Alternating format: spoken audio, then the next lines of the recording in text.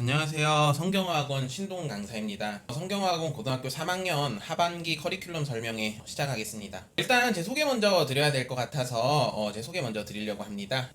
이거 이제 학생이 그려준 그림인데 닮았나요? 제 이름은 신동훈 강사고요. 2년 연속 고등학교 3학년 300명을 지도하고 있습니다. 이 300명이라는 게 종강 기준이고요. 종강 기준으로 대치동에서 아마 300명 이상 가르치는 선생님들이 손가락 안에 꼽는 걸로 알고 있어요. 지금 꾸준히 아이들 고3 많이 가르치고 있다라고 말씀드리고요. 2021학년도 올해 들어간 신입생들 기준으로 총 서울대 15명이 배출되었고요. 그 다음에 작년 2020학년도 같은 경우에는 서울대 13명이에요. 근데 여기 서울대에는 다 서울대 의대 친구들도 들어가 있어요. 작년 같은 경우에는 서울대 의대 1명, 그 다음에 올해 같은 경우에는 서울대 의대 2명 배출되었고요. 그 다음 성경어학원에서는 고등학교 3학년 팀장을 맡고 있고요. 학원에서 이제 근무한 지는 8년차 되고 있는 강사입니다. 그 차례를 제가 총 5가지 정도로 보여드릴 텐데요. 첫 번째는 이번 6월 평가원이 되게 어려웠다라고 하는데 6월 평가원을 보고 저희가 알 수 있는 시사점에 대해서 말씀드리려고 하고요. 그 다음 이제 학부모님들 가장 고민이 1, 2학년 때에 비해서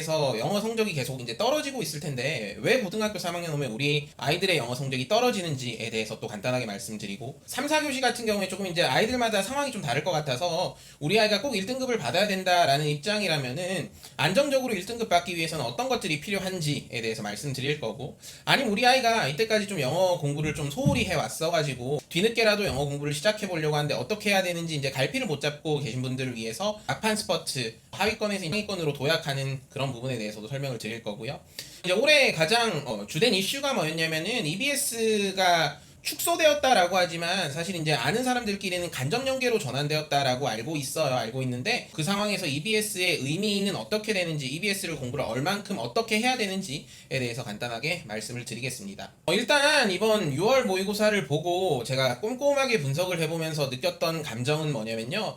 이번 6월 평가원은 꽤나 공정한 시험이지 않았나라는 생각이 들었어요. 이 공정이라는 단어가 되게 중요한데요. 절대평가가 시행된 지 꽤 지났는데 절대평가 상황에서 평가원은 직면한 딜레마가 2가지였어요. 첫 번째는 영어를 좀 쉽게 낸다라면은 영어를 어느 정도 하는 친구들이 별로 그렇게 공부를 하지 않아도 1등급을 쉽게 받아버리면은 1, 2등급 변별이 안 돼버리면 여기에서 문제점이 생기는 딜레마 첫 번째와, 아무래도 이제 고등학교 3학년 영어 시험이다 보니까 절대평가 상황에서 영어 공부가 계속 공부하는 양이 축소가 되었을 때 실제로 3등급 70점대 뿐만 아니라 60점대 50점대까지 나오는 친구들도 되게 늘어나고 있는 그런 상황에서 평가원은 고민이 딱 이거였어요. 어떻게 하면 1, 2등급 변별력을 낼 수 있는지와 어떻게 하면 영어 기반이 좀 부족한 친구들도 좌절하지 않으면서 영어 공부를 해 나갈 수 있을지 에 대한 2가지 딜레마가 있었던 것 같은데요. 그거에 대해서 완벽하게 해결한 시험이 아니었나라는 생각이 개인적으로는 듭니다. 이게 무슨 얘기냐면요. 이번 그 평가원 자료가 나왔는데 1등급이 약 한 5.5%라고 합니다. 그랬을 때 제가 말씀드릴 수 있는 거는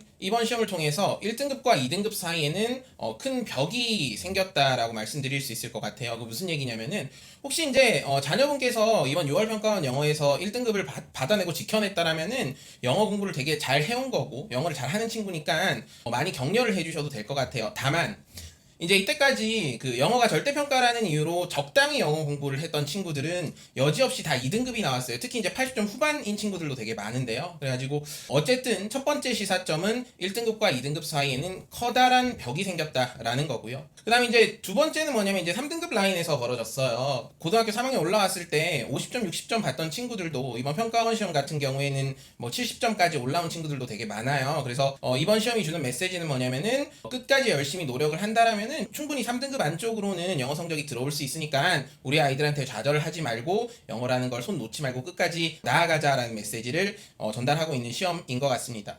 그랬을 때 여기서 이제 문제가 생기는 게 2등급에 끼어 있는 친구들인데요. 옛날 같았으면 1등급을 받았을 친구들이 올해 같은 경우에는 특별히 2등급으로 떨어지게 되었는데 그게 왜 그러냐면요. EBS 때문이에요. 작년 같은 경우에는 EBS가 공부를 하면 그 지문이 수능에 똑같이 나와가지고 뭔가 지문을 이거 봤으니까 좀 빠르게 풀 수 있다라는 그런 것들이 있었는데 올해 같은 경우에는 EBS가 빠지게 되면서 2등급 아이들이 1등급 받는 게 되게 힘들어졌고요. 그리고 그와 더불어서 80점 초반 점수가 되게 많이 또 나오고 있더라고요. 그럼 친구들 같은 경우는 어떤 고민도 할 거냐면은 1등급 받기도 되게 힘든데 자칫 잘못하면은 3등급까지 떨어질 수 있지 않겠나라고 고민이 드는 상황인 것 같습니다. 그러면 이제 우리 아이들이 고3 영어 시험을 보면은 왜 성적이 떨어지는가가 가장 궁금하실 것 같아서 그것에 대해서 제가 이제 케이스 몇 가지를 준비해 왔습니다. 세 가지 일단 크게 말씀드릴 텐데요.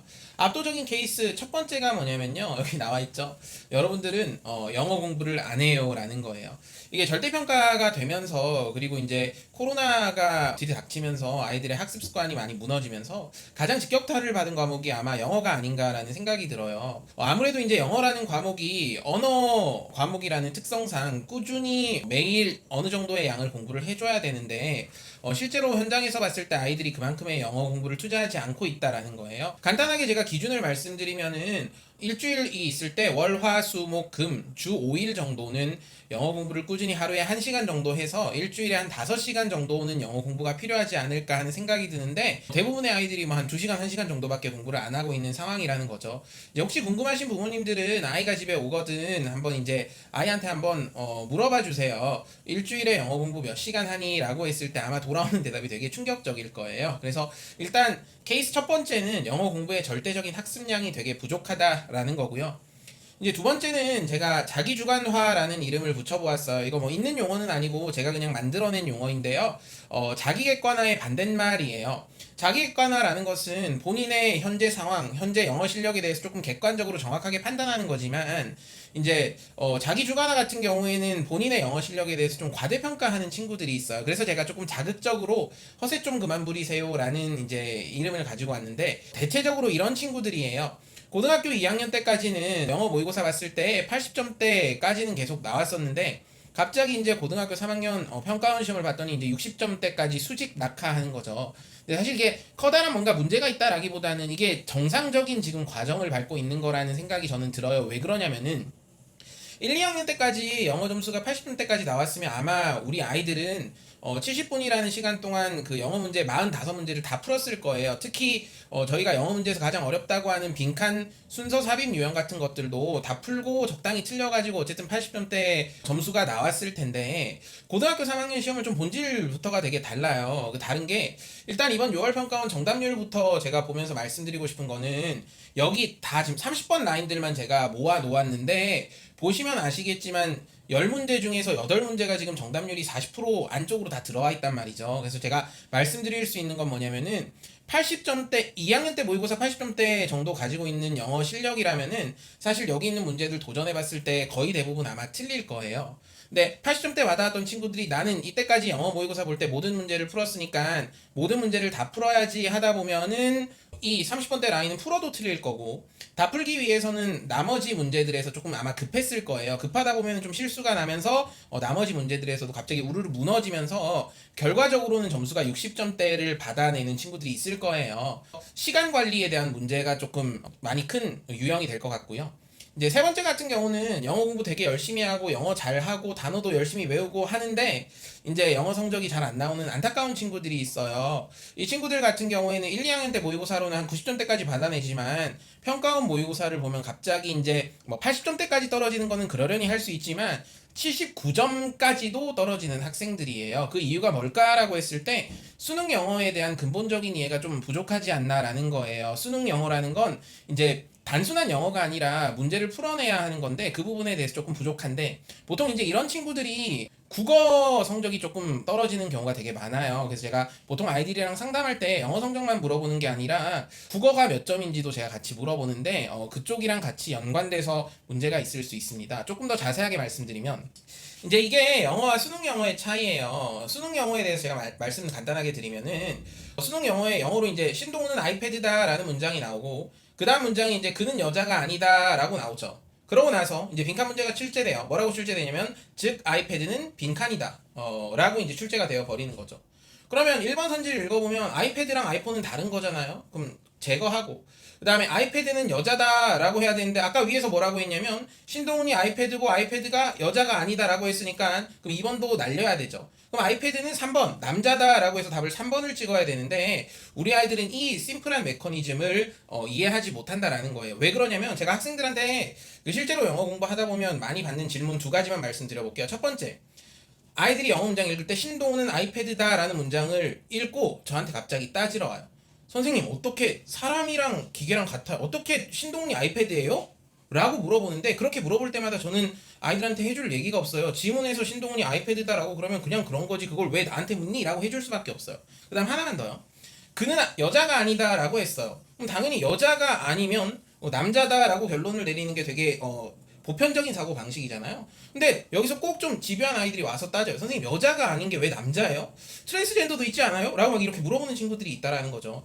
그랬을 때 조금 보편적인 사고가 결여되어 있는 게 아닌가라는 생각이 들어요. 그래서 제가 말씀드릴 수 있는 부분은 단지 영어뿐만 아니라 수능이라는 시험이 어떻게 출제되는지, 어떻게 정보를 조합해서 문제를 풀어내야 되는지 에 대한 그런 학습들이 많이 이루어져야 된다라는 걸 좀 강조하고 싶어요. 이거 한 번만 좀 더 보여드릴게요. 제가 영어를 가지고 올 수는 없어서 한국어로 가지고 왔는데, 이거 아마 고3 친구들 보면 되게 많이 웃을 거예요. 일상 언어에서는 그냥 그들은 밥을 먹는다라고 쓰면 될 것을 실제로 수능 영어에서는 어떻게 표현을 하냐면요. 그 보통 이제 아이들 보는 수능 영어 시험지에 해설지가 있어요. 한국어 해석 달아놓은 거. 그거 실제로 한번 읽어보시면 딱 이런 느낌일 거예요. 잠깐만 같이 읽어드릴게요. 그들은 어쩌면 지구상에 존재할 수 있는 음식을 생활로서 섭취하는 모든 각각의 우리들은 다양한 가치로 버무러져 있는 하이픈 짝대기를 긋고 때로는 으깨지기도 하는 수많은 가치들을 차치하고 하이픈 식단이라는 상징의 수없이 고된 낭비를. 여기까지만 읽을게요.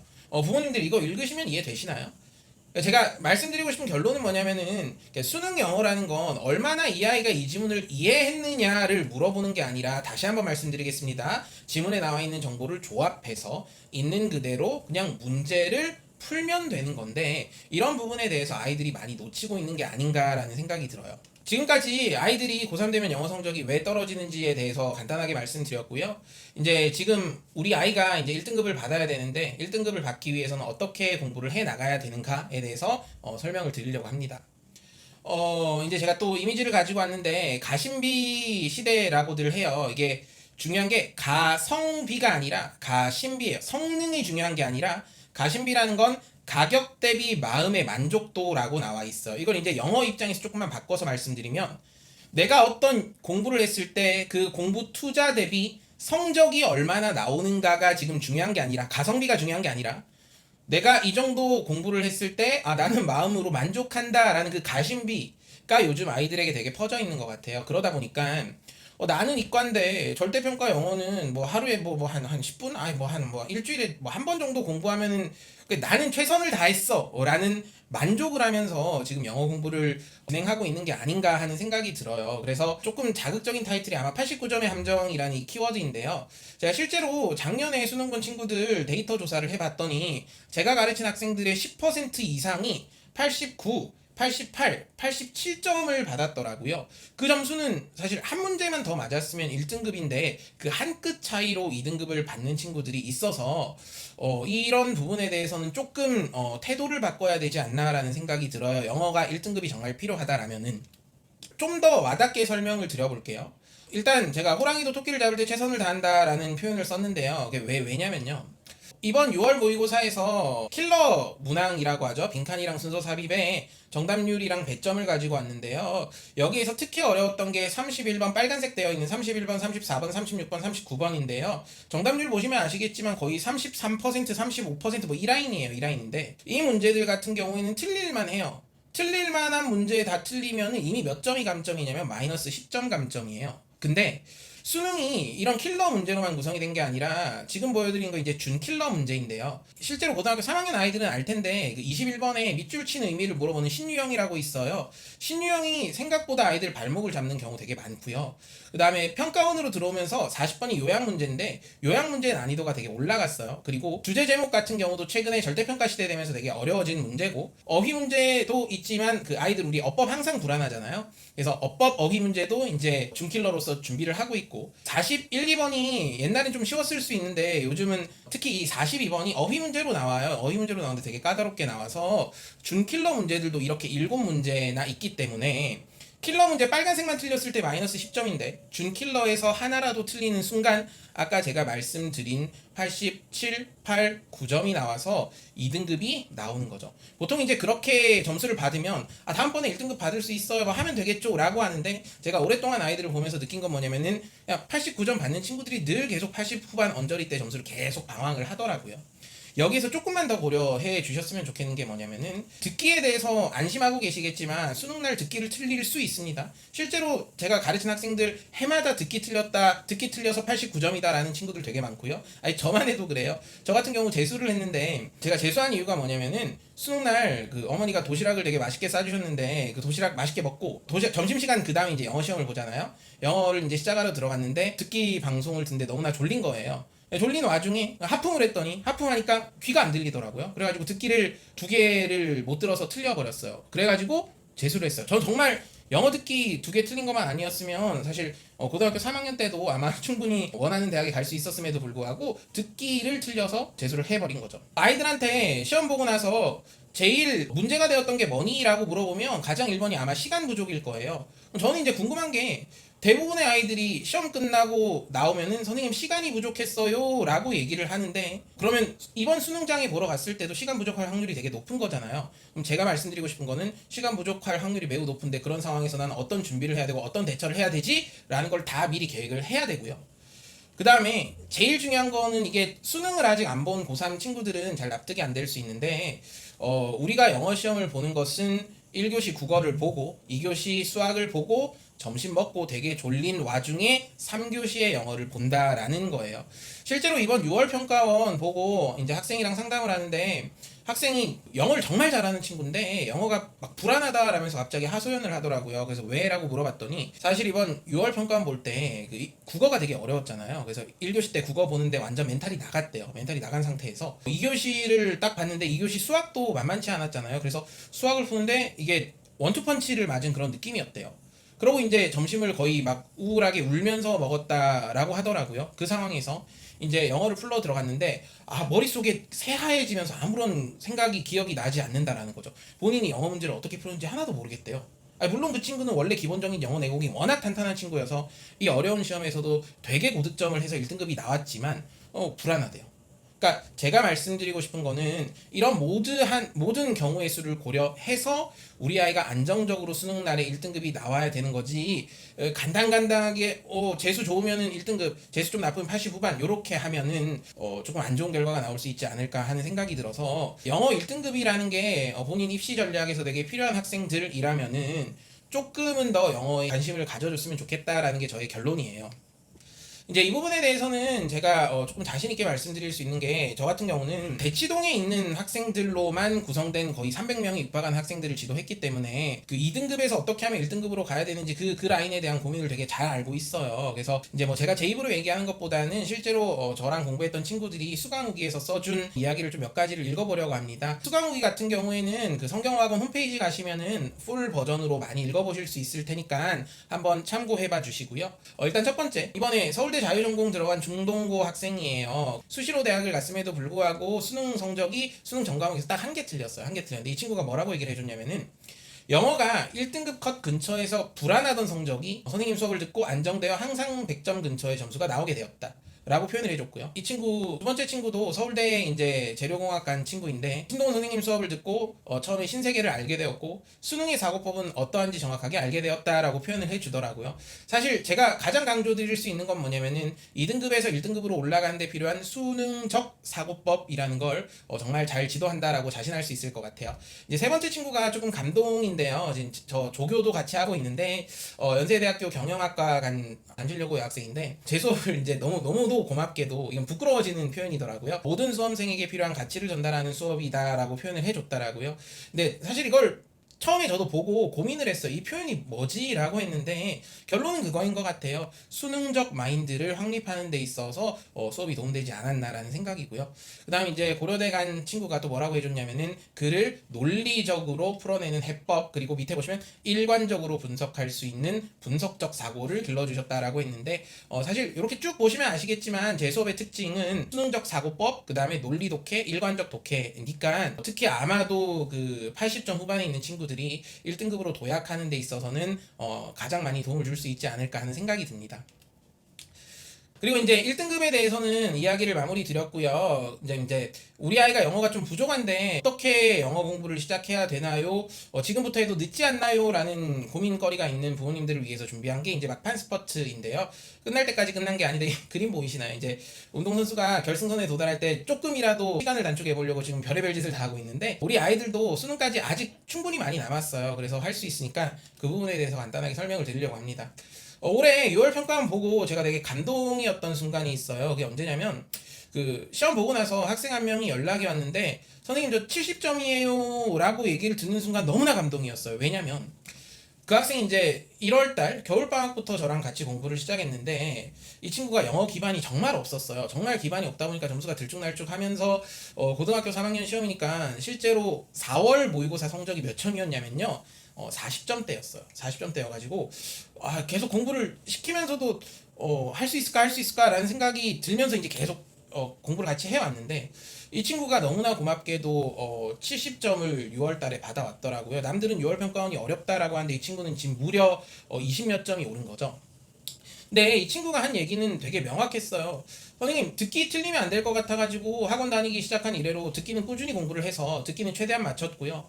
다음 선생님이 비록 시험 문제가 수능 영어가 45문제지만 저한테는 한 33개만 풀라고 하셔가지고 33개 열심히 풀고 나머지는 그냥 한 번으로 밀었는데 푼 거에서 최대한의 점수를 받았더니 7점이 나왔어요. 저는 만족합니다. 행복해요. 뭐 이러더라고요. 그래서 제가 드릴 수 있는 말씀은 우리 아이 아직 늦지 않았으니까 충분히 지금부터 수능 날까지 열심히 노력한다라면은 충분히 그 상위 등급으로 안착할 수 있으니까 저희한테 믿고 맡겨주시면 좋을 것 같습니다.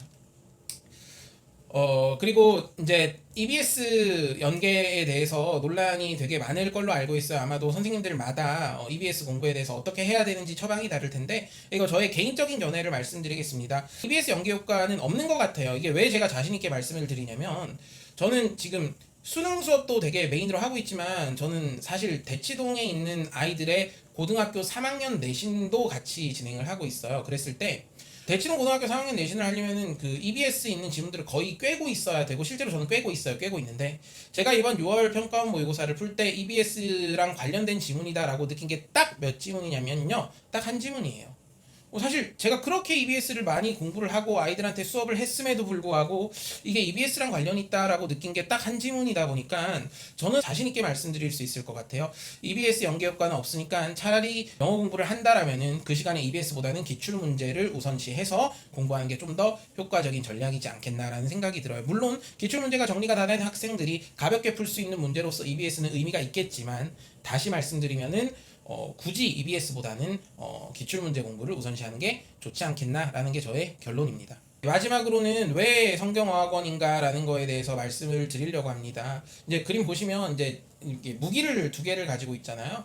성경어학원의 장점 딱 두 개만 말씀드리려고 합니다. 첫 번째가 그 선생님이 두 분이 들어오는 코티칭이라는 점이에요. 사실 수능 영어는 어떠한 시험이냐라고 했을 때 영어 시험이기 때문에 아이들의 영어 기본기도 되게 중요하지만 영어 시험이면서도 수능이라는 시험이기 때문에 아이들의 사고력이 되게 중요한 시험이에요. 근데 저 같은 경우는 지금 설명해 들으시면 아시겠지만 되게 그 사고력이랑 수능적 마인드에 포커싱이 가 있는 강사예요. 그랬을 때 제가 그쪽으로 막 아이들을 지도하다 보면은 이제 영어 기본기가 가끔가다 놓쳐지는 경우가 있어요. 그랬을 때 이제 저랑 파트너로 계시는 선생님께서 영어 기본기에 대해서 충분히 보완을 해 주시고 실제로 졸업한 학생들이 해주는 얘기가 그 두 명의 선생님의 조화 있는 수업이 되게 좋았다라고 얘기를 하더라고요. 그다음 두 번째 장점이 뭐냐면은 아마도 고등학교 3학년 영어에서는 거의 없을 거예요. 없을 건데 수능 종강 날까지 저희는 레벨별 수업을 진행을 합니다. 레벨별 수업을 진행한다라는 게 1등급을 목표로 하는 친구들을 위해서는 1등급을 위한 최적의 커리큘럼이 만들어질 것이고 그다음 아까 말씀드렸듯이 영어 기반기가 좀 약한 친구들을 위해서는 두 명의 선생님과 그 다음에 레벨별 수업이라는 게 성경어학원 고등학교 3학년 수업의 가장 큰 장점이라고 말씀드릴 수 있을 것 같습니다. 이제 마지막으로 하반기 커리큘럼에 대해서 간단하게 설명을 드릴게요. 첫 번째는 독해예요. 이제 우리 친구들 아마도 이제 내신까지 마무리하고 이제 수능 공부로 돌아오는 친구들도 많을 거라서 첫 번째 독해에서 가장 중요한 것은 평가원 코드에 대한 그 다시 한번 점검을 해보고 그다음에 이제 특히 아까 킬러 문제, 빈칸 문제나 순서 삽입 같은 경우에는 문제 푸는 그 일관된 원칙들이 있어요. 원칙들이 있는데 그 문제풀이 알고리즘에 대해서 조금 재확립을 해보는 그런 시간이 있을 거고요. 그 다음에 이제 EBS 공부는 제가 봤을 때 아까 말씀드렸지만 안 해도 될 것 같다 그랬을 때 그럼 어떻게 할 거냐라고 했을 때 제가 이번에 내놓은 해결책이 뭐냐면요. 배달의 성경이라고 배경지식 달인되기 프로젝트예요. 배경지식 달인되기 프로젝트인데 실제로 고등학교 3학년 현장에서 수업하다 보면서 되게 어려웠던 게 뭐냐면은 해가 가면 해가 갈수록 기본적인 배경 지식이 되게 부족하다라는 걸 좀 느끼고 있어요. 이 배경 지식이라는 게 어떤 거냐면요. 그 경제 대공황 하면은 대공황이 어떤 건지는 대충 알아야 되잖아요. 그다음 확증 편향이라는 게 그러니까 한국어로 확증 편향해도 어려운데 그게 수능 영어 지문에 confirmation bias라고 나오는데 그 낯선 표현이 나왔을 때 아, 확증 편향이란 게 이런 거지라는 기본적인 개념을 알아야 될 것 같아서 EBS에서 가장 핵심적으로 다루어지고 그 다음에 평가원에서 계속 선호해왔던 토픽들에 대해서 배경 지식 정리해주는 수업이라고 생각을 하시면 될 것 같고요. 그 다음에 고3이기 때문에 매 시간 학원에 오면은 평가원 퀄리티의 실전 하프 모의고사 풀세트는 아마 하반기 매우 9월달 이후에 풀세트로 볼 거고요. 여름방학 때까지는 하프 모의고사 실전으로 매 시간 테스트를 할 거다라는 점이고요. 그다음에 이제 단어 부분을 좀 제가 가장 강조하고 싶어요. 아무래도 영어라는 게 출발과 이제 끝이 저는 단어인 것 같은데 단어를 조금 카테고리를 나눠봤어요. 일단 첫 번째는 수능 빈출어의 기본 어휘예요. 기본 어휘에 대한 학습은 아무리 강조해도 지나치지 않고요. 그 다음에 이게 시기가 시기인 만큼 두 번째는 이제 소재별 실전 어휘인데요. 제가 아까 배달의 성경 얘기하면서 어떤 얘기를 드렸냐면은 그 배경 지식이 되게 반복적으로 출제된다. 평가원이 선호하는 토픽이 정해져 있다라고 말씀드렸잖아요. 그래서 평가원이 선호하는 소재별로 어휘들을 좀 정리해서 학습하는 그런 시간도 가질 거고요. 마지막으로 이제 통수 단어라고 되어 있는데 이건 제가 만들어낸 개념은 아니고 실제로 시중에 판매되고 있는 책의 이름이에요. 이게 아이들의 뒤통수를 때리는 단어다라는 그런 단어인데요. 실제로 올해 31번이 가장 어려운 문제였고 정답률이 25%인데 그 문제의 정답이 세컨더리라는 단어예요. 세컨더리라는 단어인데 세컨더리라는 단어를 들으면 아이들은 대부분 뭐라고 얘기를 하냐면 2차적인이라고 뜻을 얘기를 한단 말이죠. 근데 사실 그 지문에서 세컨더리라는 단어의 뜻은 부수적인이라는 뜻이었어요. 왜 그러냐면 아이들은 단어책을 볼 때요. 단어책에 보면 대부분 정상적인 단어책들이라 세컨더리 1번 뜻, 2차적인, 2번 뜻, 부수적인이라고 적혀 있을 텐데 우리 아이들에게 중요한 거는 이 단어를 외워서 나의 수능 성적에 도움 되느냐가 아니라 당장 내가 오늘 학원 갔을 때 단어 시험 통과하느냐 통과하지 못하느냐가 중요하기 때문에 그냥 세컨더리라는 단어가 나왔을 때 그냥 2차적인이라고 해버리는 거죠. 그랬을 때 그런 단어들에 대해서 조금 강조를 해서 세컨더리라는 단어가 2차적인 뜻 말고도 부수적인이라는 뜻이 있으니까 그런 것들 좀 더 다각적으로 테스트를 하고 아이들한테 설명을 해줌으로써 뒤통수 맞을 수 있는 단어들에 대해서도 좀 더 강화해서 커리큘럼이 진행이 될 거고요. 그 다음에 이제 구문인데 문장 해석 기본 실력은 정말 중요한 것 같아요. 그래서 이제 아이들한테 구문 공부를 시키면 되게 재미없어하고 귀찮아하고 가뜩이나 영어 공부 안 하는데 막 싫어하는데 이제 어떻게 하지라고 하다가 이번에 답을 찾은 것 같아요. 아이들한테 수업 시간에 이제 구문 공부하자라고 했더니 이게 눈 하나 깜빡 안 하던 친구들이 제가 아이들한테 그 구문 문장 한 10문장 정도 쓰게 시간을 준 다음에 그걸 다 이름 써서 이제 걷었어요. 걷어가서 그 수업 끝나고 나서 일일이 아이들 걸 다 읽어보고 나서 아이들한테 개별적으로 문자를 해줬어요. 누구누구야 문장 해석이 좀 부족하구나 구문 공부를 좀 했으면 좋겠다. 아니면 누구누구야 문장 해석한 걸 보니까 좀 기초 어휘가 부족한 것 같구나. 기초 어휘가 부족한 것 같으니 기본 단어도 좀 열심히 챙겨서 외우자. 누구누구야 대체적으로 해석은 잘 하지만 특수 구문 같은 경우는 좀 부족하구나. 이렇게 아이들한테 개별적으로 이제 피드백 문자를 줬더니 아이들이 이제 그제서야 움직이기 시작하더라고요. 그래서 구문 같은 경우에는 아이들한테 개별적인 피드백을 제공해서 꾸준히 공부할 수 있는 환경을 저희가 만들어 드릴 거고요. 그다음에 이제 듣기 같은 경우가 있는데 상위권 같은 경우에 듣기에 대해서는 별 고민이 없으시겠지만 이제 영어 기반이 좀 약한 친구들 같은 경우에는 사실 듣기 틀리나 독해 틀리나 감점은 똑같단 말이죠. 그래서 듣기를 가장 우선적으로 잡아야 되는데요. 듣기도 조금 세부적으로 말씀을 드릴게요. 첫 번째가 뭐냐면은 정말 영어 표현이 안 들려서 틀리는 경우가 있어요. 안 들려서 틀리는 경우는 해결책이 뭐냐면 영어 듣기를 많이 합시다예요. MP3 들으면서 문제 많이 풀면서 계속 듣자인데 제가 올해 3월달 기억나시나요? 3월 모의고사에 영어 오답률 탑5 중에서 두 문제가 듣기였는데 제가 그걸 보면서 왜 우리 아이들이 듣기를 이렇게나 많이 틀렸을까라는 거에 대해서 계속 고민을 해봤는데 그 고민에 대한 해결책을 어느 정도 그 실마리를 어느 정도 잡은 것 같아요. 그게 뭔가라고 했을 때 어떤 학생이 이제 저한테 질문을 하더라고요. 선생님, I will buy two라는 게 나왔을 때 이게 나도 살 거야 라는 문장인 건지 아니면 to가 TOO가 나도 그렇게 할 거다랑 아니면 TWO면은 두 개잖아요. 나도 살 거야인지 아니면 나는 두 개를 살 거야인지를 어떻게 구분하냐는 거예요. 제가 그 질문을 받고 되게 신선했어요. 왜냐면 발음적으로 봤을 때는 그 투가 구분이 그렇게 안 될 거예요. 안 될 건데 그러면 두 개 살 건지 나도 살 건지를 구분해 주는 거는 그 대화가 이루어지고 있는 컨텍스트 맥락인 거죠.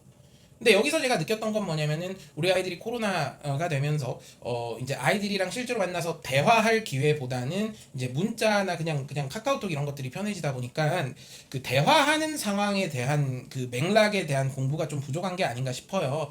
구어체 표현을 물어보는 게 영어 듣기밖에 없잖아요. 그래서 영어 듣기 표현에 대해서도 조금 공부를 해야 되지 않나라는 생각이 드는데 이 듣보잡이라는 책도 사실은 시중에 나와 있는 책 이름인데 책 제목이 뭐냐면 듣기를 보면서 잡는다라는 거예요. 이게 되게 넌센스 같지만 제가 아이들한테 또 해줘야 되는 게 뭐인 것 같냐면은 듣기 스크립트를 보면서 듣기만의 표현을 정리해주는 것과 더불어서 듣기 상황에서 대화 상황에서 일어날 수 있는 그 여러 가지 그 상황들에 대해서도 조금 공부를 시켜야 되는 게 아닌가라는 생각이 들어서 이 부분에도 조금 중점적으로 특히 이제 아까 말씀드렸던 영어 공부가 많이 부족한 친구들은 강조를 할 예정입니다. 그래서 이런 커리큘럼으로 저희 수업이 진행이 될 거고요. 그냥 간단하게 시간표는 홈페이지에 자세하게 나와 있으니까 참고를 해주시는데 배달의 성경이라는 수업이 1등급 목표반이라고 생각을 하시면 될 것 같으세요. 우리 아이가 수능 영어에서 1등급을 받아보고 싶다. 그리고 그러니까 모의고사 점수 기준으로 말씀드릴게요. 6월 평가원 점수 기준으로 한 79점 이상 정도 된다라면은 1등급 반 배달의 성경반을 수강하는데 크게 지장 없으니까 이 1등급 반으로 신청을 해주시면 될 것 같아요. 이게 1등급을 목표로 하는 반이지 거기 있는 학생들이 모두가 1등급 인 건 아니에요. 그래서 그 정도 기준으로 생각해 주시면 될 것 같고요.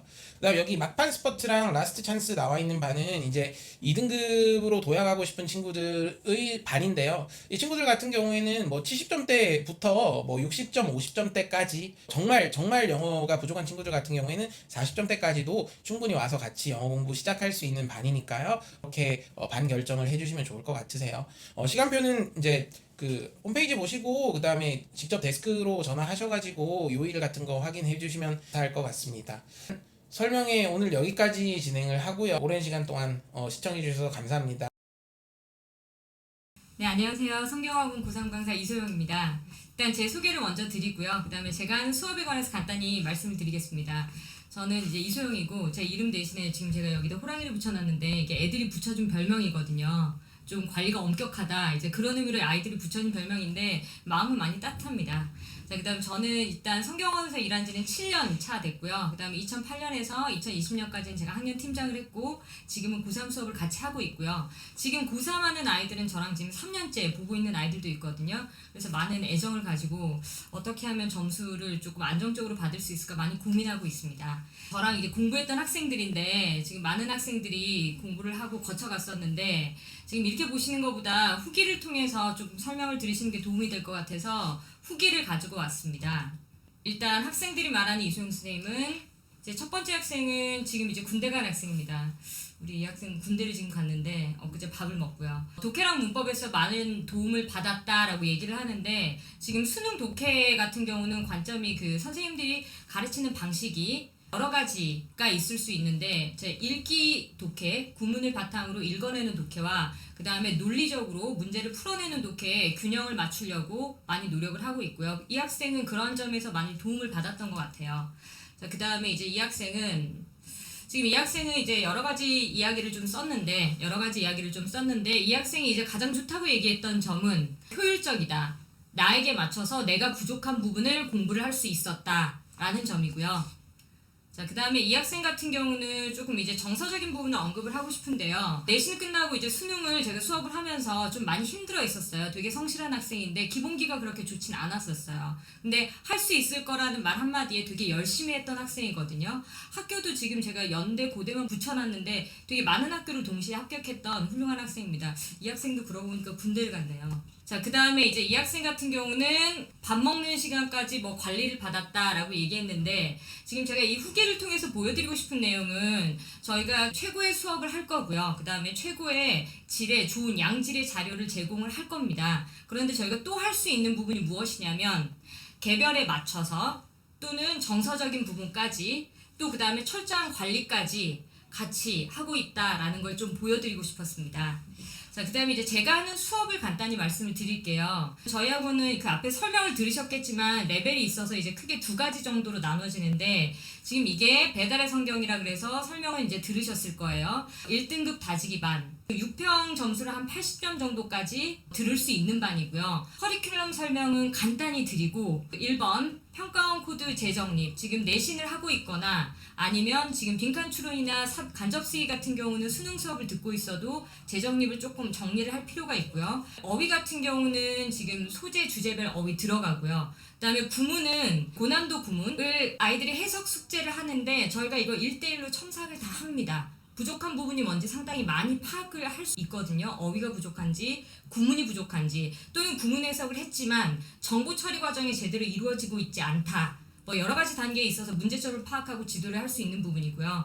그다음에 실전 연습은 매시간 합니다. 실전 모의고사를 통해서 실전 연습을 하면서 시간 관리하는 방법도 배우고 본인이 실제로 문제를 풀 때 놓치는 부분에 대한 반성, 그걸 통해서 또 1대1로 오답을 확인을 매시간 하거든요. 시간이 좀 걸리더라도 자, 이 문제는 왜 틀렸는지, 나의 사고 과정이 무엇이 잘못됐는지, 아니면 이 구문이 어려워서 해석을 단지 못했다 등등의 본인의 취약점을 파악을 하는 연습을 파악을 해서 상담하는 것을 매번 진행을 하고 있습니다. 실전 연습을 통해서.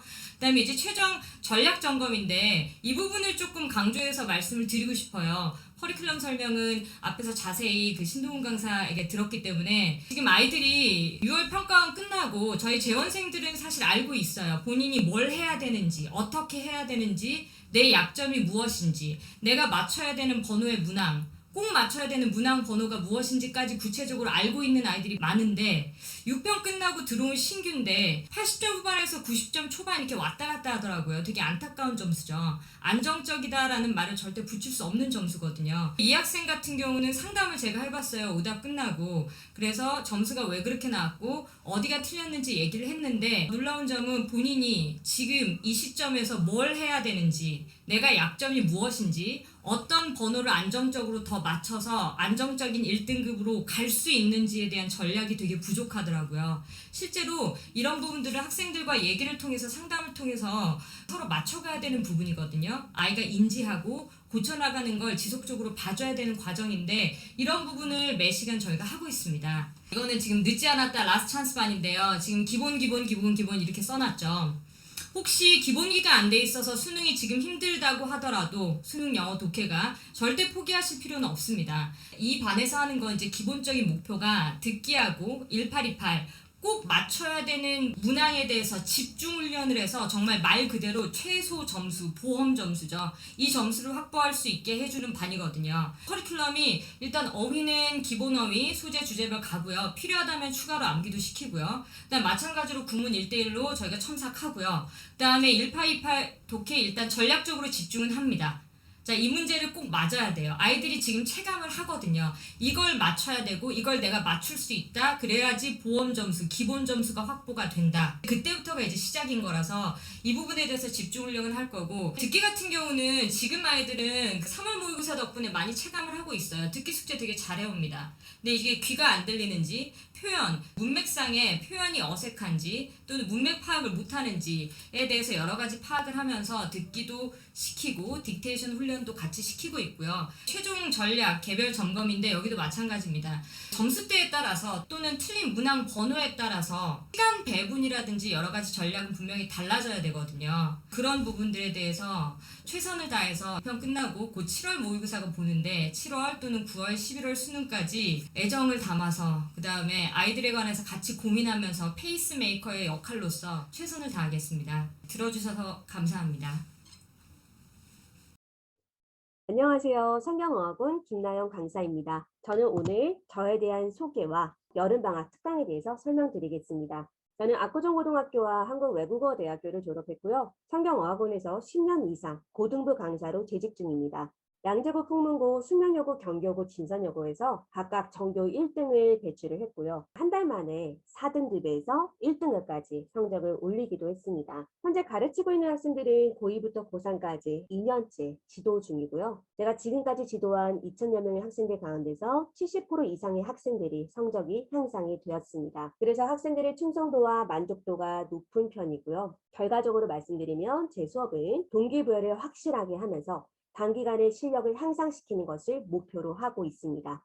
학생들이 저에 대해서 이렇게 말을 해줬는데요. 영어는 무조건 나영쌤이다. 한마디로 계속 듣고 싶은 수업이고 학생들의 학습 자세, 마음가짐을 바로 잡아주는 쌤이다. 문제의 근거를 잡아가는 방법을 알려주시고 학생들의 눈높이에 맞춰 따라가기 쉬우면서 정확한 방법을 제공해 주신다. 어떻게 하면 학생들이 성적을 올릴 수 있을지 고민하고 지도하는 쌤 덕분에 성적이 확 올랐어요. 이렇게 적어줬습니다. 그 밑에도 학생들이 적어줬는데요. 저희 성경어학원 홈페이지에 들어가면은 수강 후기들이 훨씬 더 많이 있습니다. 그래서 한번 들어가서 보시면 좋을 것 같습니다. 여름방학 특강에 대해서 설명드리겠습니다. 레벨별 수업은 선택이 아니라 필수다라고 적어놨는데요.